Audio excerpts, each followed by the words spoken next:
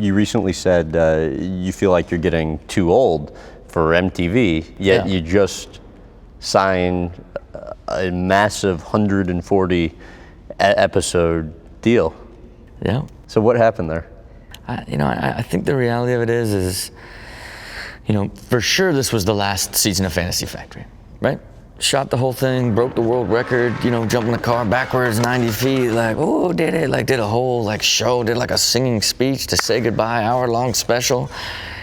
And then they're like, hey, will you do it again? Will you do one more? And I'm like, no, right? Because it comes out, and then Ridiculousness and Fantasy Factory together just had done so well.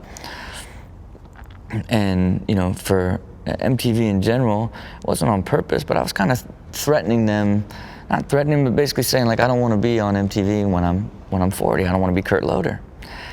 And,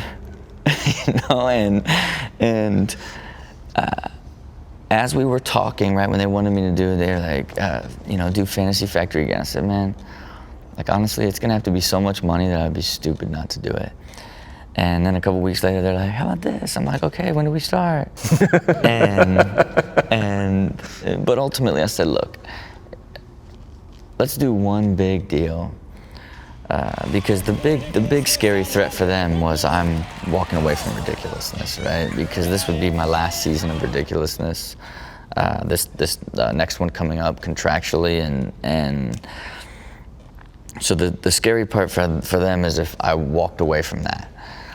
Because of what sort of a monster that is from the amount of revenue it generates, because it rates 24 hours a day. Don't matter if you play it at 9 a.m. or play it at 10 at night, it's rating. And so I said, I'll do one big deal if we open up everything, and this is sort of this is Rob's run into 42, to do the rest of all this stuff. And they were like, absolutely, let's go, and it was, it's obviously the most significant financial deal I've ever done in my entire life.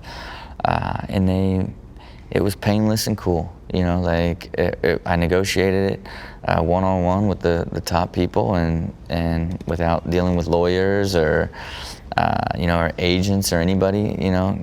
That's the relationship that I built with them over the years, that it's ultimately anything and everything that I want to do at the network or potentially in the future. I talk to the people that make the decision all the way down to how much I could bully them for money, and so as much as I would like to evolve into just being a pure businessman, which I enjoy so much more, I'm gonna be on TV for a while here. For more clips from this interview, visit GrahamBensinger.com.